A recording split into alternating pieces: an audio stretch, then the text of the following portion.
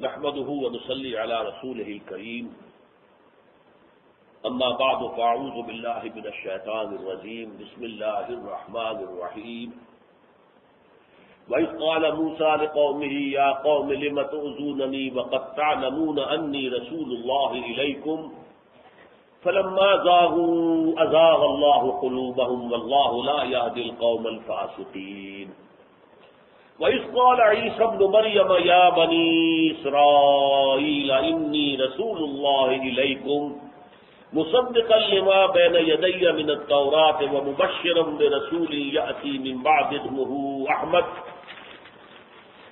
فلما جاءهم بالبينات قالوا هذا سحر مبين صدق الله العظيم رب اشرح لي صدري ويسر لي امري واحلل عقدة من لساني يفقهوا قولي اللهم ربنا الهمنا رشدنا واعصمنا من شرور انفسنا اللهم ارنا الحق حقا وارزقنا اتباعه وارنا الباطل باطلا وارزقنا اجتنابه آمین یا رب العالمین۔ سورہ صف کی جو 4 آیات ہیں 5ویں سے 8ویں تک، یہ اس کا دوسرا حصہ ہے جس میں کہ بنی اسرائیل کی تاریخ کے 3 ادوار کا ذکر ہے۔ حضرت موسیٰ کے ساتھ انہوں نے کیا کیا یہ ہم پڑھ چکے، اور اس کے ضمن میں تورات میں ایک بنی اسرائیل کو جو ڈانٹ پلائی گئی ہے وہ میں آپ کو سنا دینا چاہتا ہوں کہ اے اسرائیل، تو وہ چھنال عورت ہے جس نے پہلی شب میں اپنے شوہر سے بے وفائی کی، یعنی کسی عورت کا نکاح ہوا ہے کسی مرد سے اور پہلی ہی رات ابھی ہے اور اسی میں وہ اس کے ساتھ بے وفائی کر رہی ہے اور کسی سے زنا کر رہی ہے، تو وہ چھنال ہے۔ یہ الفاظ ہے تورات کے کہ حضرت موسیٰ علیہ السلام کے ذریعے سے تمہیں نجات ملی، جس میں آتا ہے قرآن مجید میں 122 مرتبہ یصومونکم سوء العذاب یذبحون ابناءکم ویستحیون نساءکم وفی ذالکم بلاء من ربکم عظیم۔ تمہیں بدترین عذاب سے انہوں نے دوچار کیا ہوا تھا، تمہارے بیٹوں کو ذبح کر دیتے تھے اور بیٹیوں کو زندہ رکھتے تھے تاکہ ان کے کام آئے، ان کے گھر میں کام کریں، ان کے ہم آمائیں بنے یا وہ اپنے گھروں میں ڈال لیں انہیں۔ جیسے کہ وہ خاتون تھی جس کا کہ سورہ تحریم میں ذکر ہے، امرات و فرعون، وہ بھی اسرائیلی تھی اور فرعون نے اپنے گھر میں ڈالا ہوا تھا، نہایت نیک متقی جو اللہ سے دعا کرتی تھی رب ابن لی عندک بیتا فی الجنۃ ونجنی من الفرعون وعملہ ونجنی من القوم الظالمین۔ اللہ میرے لیے تو ایک گھر اپنے پاس جنت میں بنا لے، مجھے اس فرعون سے اور اس کی قوم ظالمین سے نجات دے۔ محل میں رہ رہی ہے لیکن اس کے اوپر بیزاری کی کیفیت کیا ہے؟ اسی نے پھر حضرت موسیٰ علیہ السلام کو جب وہ دریا سے نکل کر بچے کی شکل میں آئے ہیں تو بچایا ہے، ورنہ قتل کرنے کی درپے تھا فرعون۔ اپنے شوہر سے کہا جس نے کہ گھر میں ڈالا ہوا تھا آپ نے، یہ میرے اور تمہارے لیے آنکھوں کی ٹھنڈک بنے گا، ہم اسے بیٹا بنا لیں گے، اولاد نہیں تھی کوئی۔ بہرحال اس اعتبار سے جس قوم کو حضرت موسیٰ کے ذریعے سے اللہ تعالیٰ نے بدترین عذاب سے نجات دی، اسی موسیٰ کے ساتھ ان کا طرز عمل یہ رہا، انہیں تنگ کرتے رہے، ان سے جھگڑتے رہے، لڑتے رہے، ان کے سر پر سوار ہو جاتے رہے، پلاؤ ہم ہمیں پانی لے آئے ہو یہاں پر اس صحرا کے اندر، لاؤ پانی ہمارے لیے۔ اللہ تعالیٰ نے کر دیا کہ پانی بھی پیدا کر دی، لیکن یہ ہے کہ ان کا جو ہے سرکشی اور تمرد، اس کی آخری مثال وہ جو ہم پڑھ چکے ہیں کہ فَذَهَبْ أَنْتَ وَرَبُّكَ فَقَاتِلَا إِنَّا هَٰؤُلَاءِ قَاعِدُونَ، جاؤ موسیٰ تم اور تمہارا رب اور جنگ کرو، ہم تو یہی بیٹھے رہیں گے۔ اب دوسرا دور آ رہا ہے ان کا 1400 برس کے وقفے کے بعد، جبکہ حضرت عیسیٰ علیہ السلام ان کی طرف مبعوث ہوئے رسولاً الی بنی اسرائیل۔ اب ذرا یاد کرو کہ ان یہودیوں نے حضرت عیسیٰ کے ساتھ کیا سلوک کیا۔ وَإِذْ قَالَ عِيسَى ابْنُ مَرْيَمَ، اور جب کہ کہا تھا مریم کے بیٹے عیسیٰ نے، یا بنی اسرائیل، اے بنی اسرائیل، انی رسول اللہ الیکم، میں اللہ کا رسول بن کر آیا ہوں تمہاری طرف۔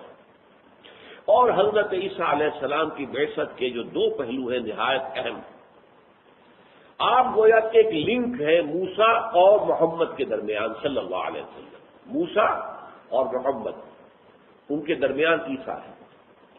ان کا رول کیا تھا؟ مصدقا لما بین یدی من التوراۃ، میں تصدیق کرتے ہوئے آیا ہوں اس کی جو میرے سامنے موجود ہے تورات میں سے۔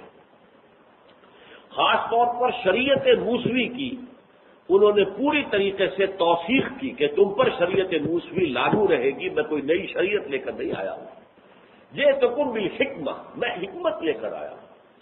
شریعت کا جو باطنی، جو اس کا اندرونی اور باطنی جو عنصر ہے جس کو تم بھول گئے ہو، تم نے صرف شریعت کو بنا لیا ہے روکھے پھیکے قانونوں کا بس ایک مجموعہ، جس کے اندر کہیں گداس نہیں، کہیں قلب کے اندر نرمی نہیں، تمہارے دل سخت ہو چکے ہیں۔ ثم قست قلوبکم فہی کالحجارۃ واشد قسوۃ، اللہ کی خشیت نہیں ہے تمہارے دلوں کے اندر، اللہ کا خوف نہیں ہے تمہارے اندر، آپس کی محبت نہیں ہے تمہارے اندر، بس قانون، ایک لیگل انداز، بس قانون کے اوپر ہم نے عمل کرنا ہے۔ یہ جو تمہاری شکل ہو گئی ہے، تو دین کی اصل حقیقت تو باطنی کیفیات ہے، اللہ سے محبت ہو، اللہ پر توکل ہو، اللہ کے ساتھ جو ہے وفاداری کا رشتہ ہو، خلوص اور اخلاص کا تعلق ہو۔ حضرت عیسیٰ کی بعثت کا پہلو یہ مصدقا لما بین یدی من التوراۃ، میرے سامنے جو تورات موجود ہے جو موسیٰ کو دی گئی تھی 1400 سال قبل، میں اس کی تصدیق کرتے ہوئے آیا ہوں۔ اب اس کے دونوں معنی ہیں، میں تصدیق کرتا ہوں کہ یہ اللہ کی کتاب تھی، اللہ کی کتاب ہے جو موسیٰ کو دی گئی تھی۔ نمبر یہ میں خود اس کا مصداق بن کر آیا، اس میں جس کی تمہیں بار بار جو ہے خبر دی تھی سابقہ انبیاء نے کہ ایک مسیح آئے گا جو نجات دہندہ ہوگا، میں وہی نجات دہندہ ہوں۔ گویا کہ جو بشارت تھی تورات کے اندر ایک مسیح کی، وہ بشارت میرے ذریعے سے اب ثابت ہو گئی، سچی ہو گئی، اس کی حقیقت بن کر میں آ گیا۔ یہ دونوں معنی اس کے ہیں، ورنہ وہ بشارت جو ہے وہ تو ابھی تشنہ تھی، ابھی وہ فلفل نہیں ہوئی، اس کا مصداق ظاہر نہیں ہوا۔ نہیں، میں مصداق ہوں اس کا، اس بشارت کا، مسیح کی جو بشارت دی گئی تھی میں اس کا مصداق بن کر آیا۔ دونوں معنی ہے کہ میں تورات کی تصدیق کرتا ہوں، تورات کی تعلیمات کی تصدیق کرتا ہوں، تورات میں جو شریعت اللہ نے تمہیں دی تھی اس کی تصدیق کرتا ہوں، اور یہ کہ خود جو بشارت مسیح کی تھی تورات کے اندر، میں اس کا مصداق بن کر آیا کہ وہ مجھ پر صحیح طور پر چشمہ ہو رہی ہے، ورنہ گویا کہ ابھی تک وہ پروفیسی جو ہے وہ انفلفلڈ تھی۔ اور یہ نوٹ کر لیجئے، چونکہ یہودیوں نے حضرت مسیح کو نہیں مانا، لہذا وہ پروفیسی ان کی ابھی تک انفلفلڈ ہے۔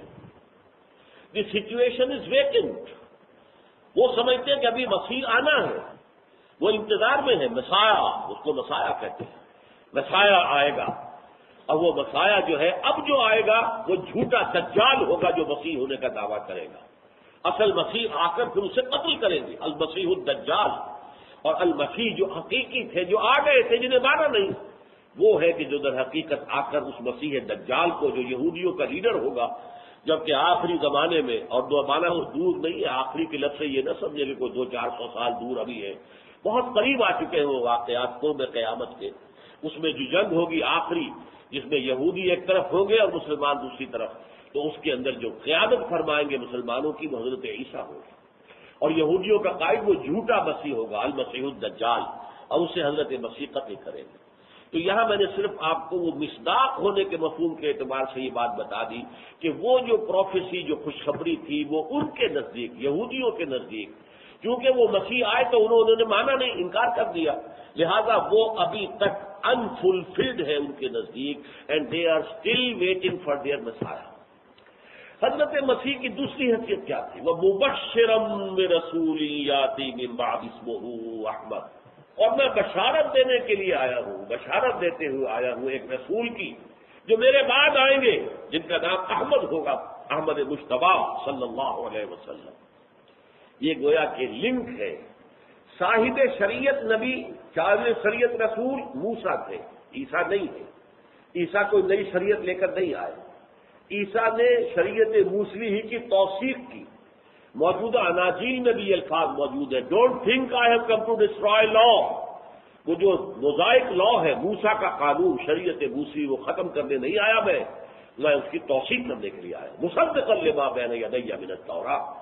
اور ہاں، میری بعثت کا دوسرا پہلو کیا ہے؟ میں بشارت دینے کے لیے آیا ہوں کہ ایک رسول میرے بعد آئیں گے جن کا نام نامی، اس میں گرامی ہوگا احمد مجتبی صلی اللہ علیہ وسلم۔ یہ ہے حضرت مسیح علیہ السلام کی بعثت کا دوسرا پہلو۔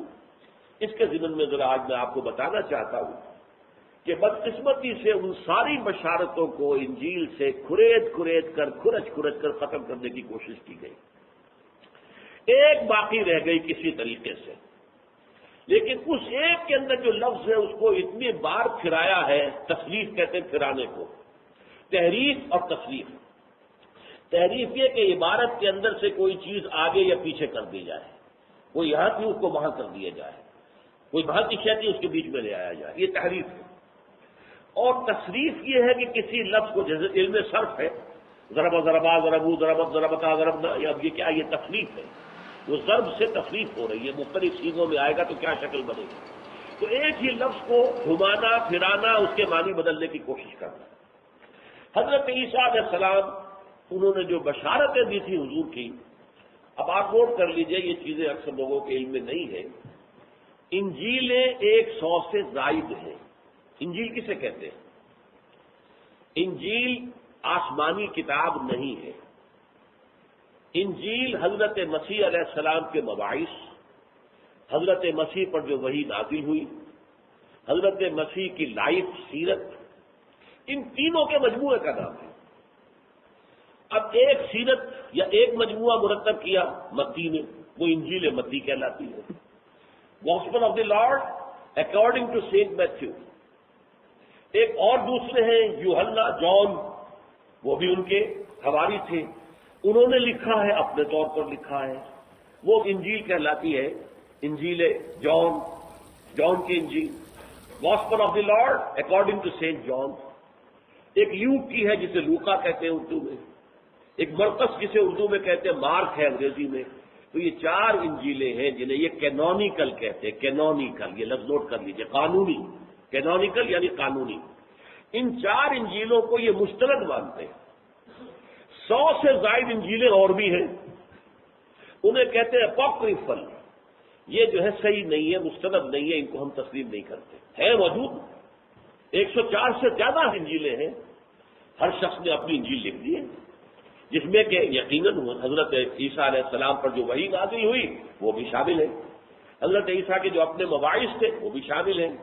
حضرت عیسیٰ کے حالات زندگی وہ بھی شامل ہیں. کیسے ان کو سولی دی گئی ان کے خیال میں وہ بھی شامل ہے. اب ظاہر بات ہے کہ وہ سولی دینے کے بعد کے واقعات وہ کیسے جو ہے حضرت عیسیٰ کا کلام ہو سکتے ہیں، لیکن یہ کہ وہ بھی شامل ہے. اس لیے کہ ہمارے ہاں تو یہ ہوا اللہ کے فضل سے، قرآن علیحدہ محفوظ کر لیا گیا، حدیث نبوی علیحدہ جمع کر لی گئی، سیرت کی کتابیں علیحدہ آ گئی. تو 3 چیزیں علیحدہ، ان میں کوئی گڑبڑ نہیں. یہ آخری دن تھا اور اس میں ظاہر بات ہے کوئی اشتباہ جو ہے وہ نہیں ہونا چاہیے. اپنے آباد تک اس کو صحیح قائم رہنا ہے. تو یہ تو اللہ کا کلام ہے، یہ علیحدہ محفوظ ہو گیا. اس کے بعد حضور کی احادیث ہیں وہ علیحدہ مرتب ہو گئی. وہ جو ہے 6 صحائح ستہ کہلاتی ہیں کہ جو سب سے اونچے درجے کی احادیث ہے وہ صحائح ستہ ہیں. باقی اس کے بعد بھی اور بہت سی حدیثیں ہیں. اس اعتبار سے وہ حدیثوں کے مجموعے ہیں. پھر سیرت کی کتابیں، سیرت ابن اسحاق، سیرت ابن ہشام، یہ سیرت کی کتابیں. لیکن ان تینوں کو اگر گڑبڑ کر دیتے، اگر حضرت ابو بکر لکھتے اور سارے واقعات حضور کے بچپن کے بھی لے آتے، اس میں اپنی دوستی کے دور جو تھا حضور کو وحی آنے سے پہلے کا وہ بھی اس میں لکھ دیتے، اور پھر جب وحی آئی ہے تو وہ بھی شامل کر دیتے، حضور کے اقوال، حضور کے احکام اور وضاحتیں وہ بھی شامل کر دیتے، تو وہ کیا بن جاتا؟ وہ ہے آج کی انجیل. اور انجیلیں ہیں 104 سے زائد. اور یہ لطیفہ بھی سن لیجیے، یہ نیکیا کی جو ان کی مجلس ہوئی تھی سن 300 کے آس پاس، یہ طے کرنے کے لیے کہ کون سی انجیلیں جو ہیں وہ صحیح ہیں، مستند ہیں، کیا کریں.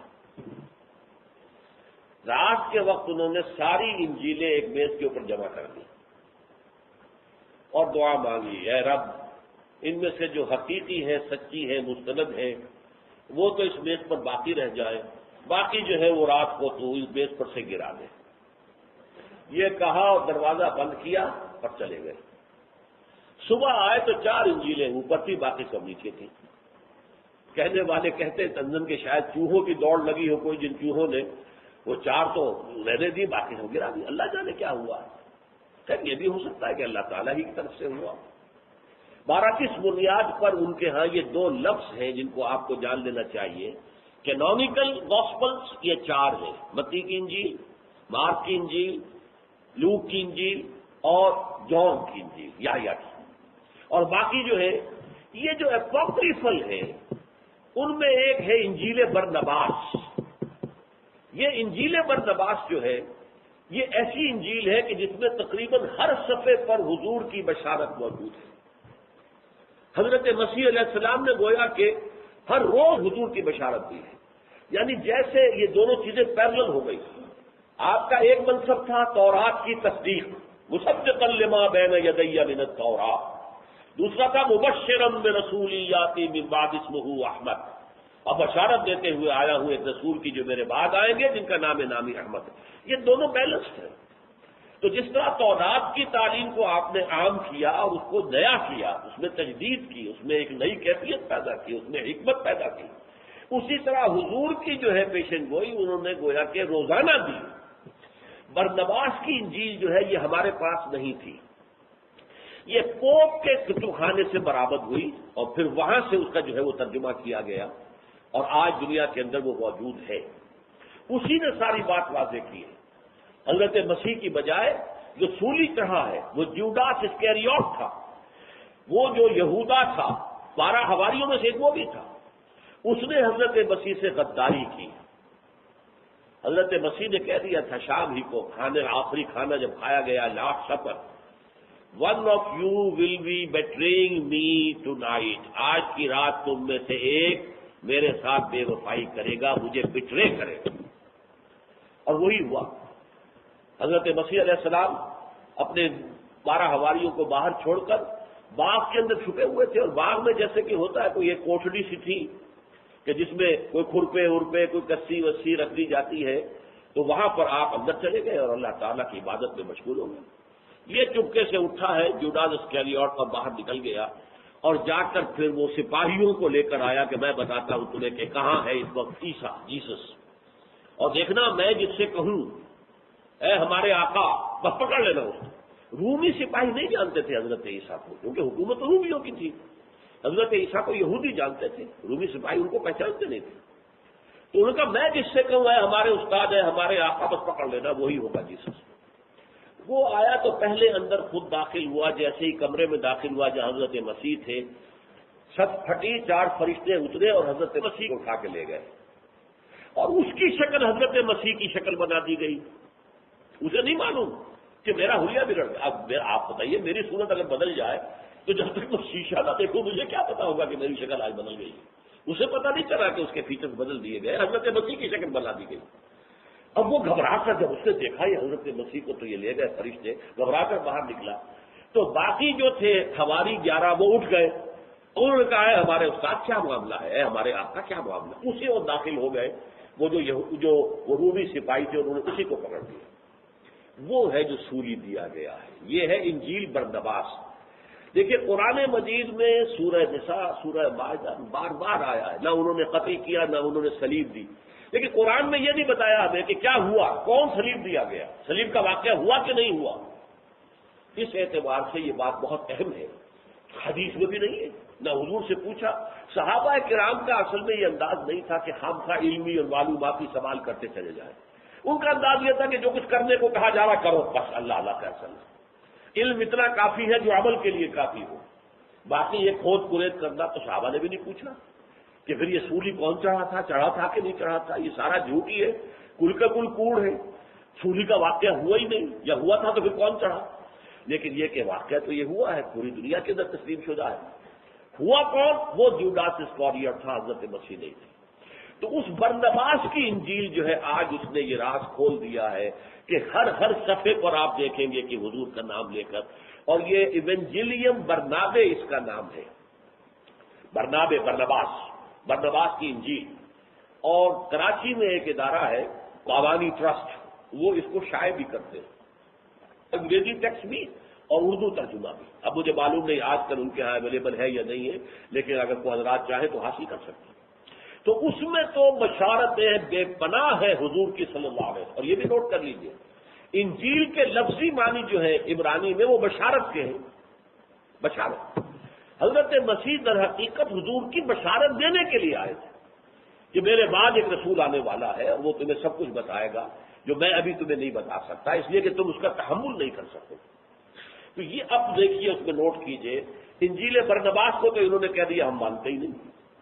یہ در حقیقت 496 عیسوی میں جو پوپ تھا سلیسیس، اس نے اسے قرار دے دیا کہ یہ تو برنباس جو ہے یہ مرتد تھا، یہ ایسا تھا ویسا تھا، اور اس کی جو ہے گاسپل وہ صحیح نہیں ہے۔ لیکن یہ کہ بہرحال مسلمانوں کو بھی معلوم نہیں تھا، کسی تفسیر میں آج تک کسی نے نہیں بتایا کہ کون سولی چڑھایا گیا۔ یہ تو اس دور کے اندر حقیقت واضح ہوئی ہے، جبکہ انجیل برنباس جو برآمد ہوئی ہے پوپ کے کتب خانے سے، پوپ کی لائبریری سے، کہیں اور سے نہیں۔ بہرحال اس کے بعد اب نوٹ کیجئے کہ جو بھی انجیل اس وقت دنیا میں ہے، ایک بشارت ایسی ہے کہ جس کو وہ وہاں سے نکال نہیں پائے، اور وہ یہ ہے کہ حضرت مسیح علیہ السلام نے فرمایا تھا کہ دیکھو مجھے تم سے ابھی اور بھی بہت سی باتیں کہنی تھی، لیکن تم ان کا تحمل نہیں کر سکو گے، اس لیے کہ وہ جو آئے گا میرے بعد آنے والا وہ تمہیں سب کچھ بتائے گا۔ جو فارکلیت آئے گا، پیراکلیٹ کا لفظ ہے موجودہ جو بائبل ہے، پیراکلیٹ PARACLETE، جس کا پھر اردو میں ترجمہ کیا اس کو فارکلیت لکھتے ہیں، فارکلیت۔ جب وہ فارکلیت آئے گا تو تمہیں سب کچھ بتائے گا، ابھی وہ میں نہیں اور پھر یہ الفاظ بھی آتے ہیں جوہنا کی جو انجیل ہے اس میں، کیا میرے لیے جانا ضروری ہے اپنے رب کے پاس، کیونکہ میں نہیں جاؤں گا تو سچائی کی روح جو ہے وہ نہیں بھیجی جائے گی، میں جاؤں گا تو وہ آئیں گے صلی اللہ علیہ وسلم، وہ سچائی کی روح۔ تو یہ مختلف الفاظ ہیں کہ جو اس وقت کی انجیلوں میں بھی موجود ہیں، لیکن ایک اور لفظ ہے مرحبا، یہ سریانی زبان کا لفظ ہے، اس لیے کہ نوٹ کیجئے کہ جب حضرت مسیح تھے فلسطین میں، غرض فلسطینی میں تھے نا، وہی پیدا ہوئے ہیں، بیت الحم آج بھی ان کا وہ جو چرچ آف نیٹیوٹی آج کل جو ہے وہ بہت زیادہ خبروں کے اندر، جبکہ یہ ہو رہا تھا محاصرہ تو چرچ آف نیٹیوٹی میں فلسطینیوں نے جا کے پناہ لے لی تھی، وہ جگہ ہے مولد ہے، وہاں ولادت ہوئی تھی۔ پھر یروشلم میں ان کے کہنے کے مطابق ان کو سولی چڑھائی گئی، وہ فلسطین میں تھے۔ فلسطین میں اس وقت دو زبانیں تھیں کہ جو رائج تھیں، ایک علماء کی زبان تھی وہ ہبرو تھی، عبرانی، اور ایک عوام کی زبان تھی وہ سریانی کہلاتی، سیریک لینگویج یا آرامائک لینگویج۔ یہ جو لینگویج تھی جو عام لوگ بولتے تھے، اس زبان میں ایک لفظ ہے منحمنا، وہ کہ جس کی نہایت حمد کی جائے، نہایت تعریف کی جائے، یہ لفظ اس کے اندر موجود ہے۔ جو انجیل ہے آرامائک، اس کے اندر یہ لفظ موجود ہے، اور اس میں دی پریزڈ ون، وہ کہ جس کی تعریف کی گئی ہو۔ تو حضور کے دونوں نام، زمینی نام محمد اور آسمانی نام احمد، ان دونوں کا مفہوم یہی ہے۔ احمد افعل التفضیل ہے، سب سے زیادہ حمد کیا گیا، جس کی سب سے زیادہ حمد کی گئی۔ محمد جس کی بہت حمد کی گئی، باب تفضیل سے، اور وہ ہے افعل التفضیل، صیغہ افعل التفضیل کا۔ احمد اکبر اصغر اعلم، یہ ہے احمد، اور مفعول ہے تحمید سے محمد، جن کی انتہائی تعریف کی جائے۔ اب دیکھیے نوٹ کیجئے، اس کے لیے میں بتا رہا ہوں آپ کو تصریف۔ یہ لفظ جو تھا اوریجنل، جو یونانی نسخے آج بھی موجود ہیں دنیا میں کہیں کہیں انجیل کے، اس لیے کہ عبرانی کی انجیل کا قدیم نسخہ کوئی موجود نہیں، آرامائک یا سریانی زبان کا کوئی نسخہ موجود نہیں۔ قدیم ترین نسخے جو بائبل کے ہیں وہ یونانی ہیں، گریک۔ یونانی میں لفظ تھا پیریکلوٹوس، PERICLUTOS، اور اس کے معنی ہے دی فیمس ون، دی ریناؤنڈ ون، دی پریزڈ ون۔ یہ ہے اصل لفظ کے جو تھا اس میں، جو کہ گریک بائبل کے اندر موجود ہے۔ لیکن اس کے بعد سن 1611 میں برطانیہ کا بادشاہ تھا جیمز، تو جیمز ورشن کہلاتا۔ اب اگر آپ تازہ کوئی بائبل کہیں سے لیں گے، انجیل لیں گے، تو لکھا ہوگا جیمز ورشن۔ اس جیمز بادشاہ نے پھر انجیل کے اوپر نظر ثانی کروائی، ایک باڈی بنائی، اور اس کے اندر کچھ تھوڑا بہت رد و بدل کیا۔ اس کے بہت بڑے عالم جو تھے اس دور میں ہمارے ہاں، ابھی وہ بیمار ہے بیچارے بہت شدید، احمد دیدار، انہوں نے پوری ریسرچ کی ہے، انجیل کے قدیم ترین نسخے نکالے، پھر ان کو کمپیئر کیا ہے، پھر بعد والے نسخوں کو دیکھا، کب کیا تبدیلی ہوئی، پھر کب کیا تبدیلی ہوئی، پھر کیا کب، وہ سارا کا سارا ریکارڈ پر پیش کر دیتے۔ کوئی عیسائی ان کے ساتھ مناظرہ کرنے کی پوزیشن میں نہیں ہے، اس لیے کہ وہ تو گویا کہ دائی ہے، ولادت جس کے ہاتھوں ہوئی ہے تو کیا وہ دائی نہ جانتی ہوگی بچے کو؟ لہذا انہوں نے ساری اناجیل کا مطالعہ کیا ہے، اور جو کچھ تحریفیں بعد میں ہوئی ہیں، رفتہ رفتہ تبدیلیاں ہوئی، خاص اس لفظ میں کیا ہوا ہے، جب 1611 کے اندر کنگ جیمز ورشن جو ہے وہ اشاعہ کیا ہے، تو اس میں اس کو بنا دیا گیا پیراکلیٹوس، جس کے معنی ہے ایڈوکیٹ، شفیع، شفاعت کرنے والا۔ اب وہ تعریف سے، حمد سے ہٹا دیا گیا اس لفظ کو، شفیع، شفاعت کرنے والا، نجات دلانے والا۔ 1881 میں پھر اس کو پھر بدلا گیا اور پیراکلیٹ کر دیا گیا۔ اب وہ آپ کو ملے گا ہر جگہ پر پیراکلیٹ اور کلیٹ، یہ کہتے ہیں کمفرٹر، تسلی دینے والا، تسلی دہندہ۔ تو حضرت مسیح علیہ السلام کے ساتھ یہ ہوا ہے اس انجیل میں، جو کینونیکل انجیل ہے۔ کینونیکل انجیل کے اندر بھی ایک لفظ پیریکلائٹوس سے پیراکلیٹوس بنایا گیا، اب فارکلیٹ بنا دیا گیا۔ یہ ہے کہ جس سے معلوم ہوتا ہے کہ انجیل کے اندر حضور کی پیشین گوئی موجود ہے، آج بھی موجود ہے۔ فارکلیٹ کون ہے؟ کوئی اس کا عبوری مصداق نہیں بتا سکتے کہ جو حضرت مسیح نے کہا کہ مجھے ابھی تم سے اور بھی بہت سی باتیں کرنی تھی، لیکن ابھی تم ان کا تحمل نہیں کر سکو گے، یو آر ناٹ میچیور انف، ابھی ذہنی اعتبار سے تم اس سطح پر نہیں آئے ہو کہ تمہیں آخری حقائق اور آخری دین اور آخری ہدایت دے دی جائے۔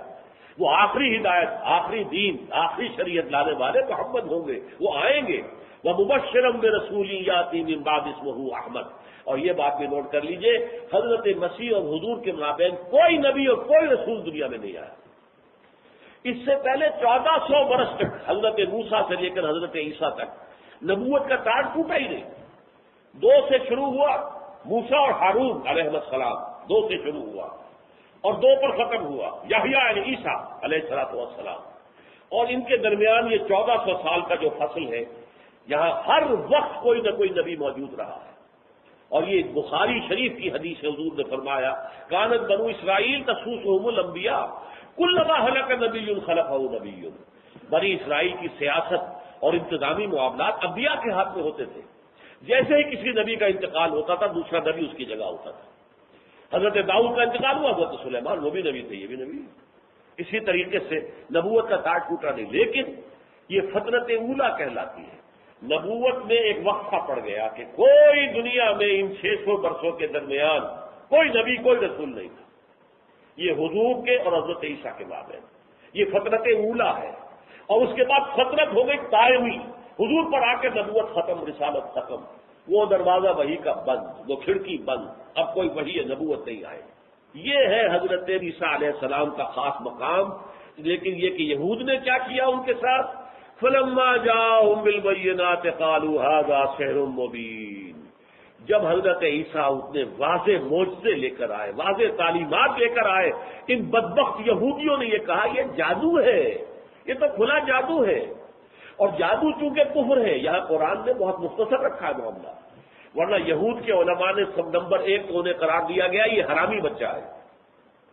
ان کے خیال میں حضرت مریم کا رشتہ ہو چکا تھا یوسف نجار، ایک بڑھئی تھے پیشے کے اعتبار سے یوسف، لیکن ابھی وداعی نہیں ہوئی تھی کہ اسی دوران میں انہوں نے جو بھی تعلق ہم مصری کا کیا ہے جس سے حضرت عیسیٰ پیدا ہوئی، یہ ان کا کہنا ہے۔ تو گویا کہ باسٹرڈ، حرامی بچہ ہے یہ۔ نمبر 2، یہ جادوگر ہے، یہ شیطانوں کی مدد سے روحیں بدروحیں نکالتا ہے اور معجزے دکھاتا ہے۔ یہ سارے جو بھی دکھا رہا ہے یہ سب شیطانوں کی مدد سے، اور جادوگر ہے تو اس لیے کافر ہے، اس لیے کہ جادو کفر ہے، اسلام میں بھی کفر ہے، جادو حرام ہے۔ اور یہ جب جادوگر ہے تو گویا کہ کافر ہے، مرتد ہے تو واجب القتل ہے، لہذا سولی چڑھا دیا جائے۔ یہ کچھ کیا انہوں نے حضرت مسیح علیہ السلام کے ساتھ، اپنے بس پڑتے سولی پر چڑھا دیا، چڑھا کر دم لیا۔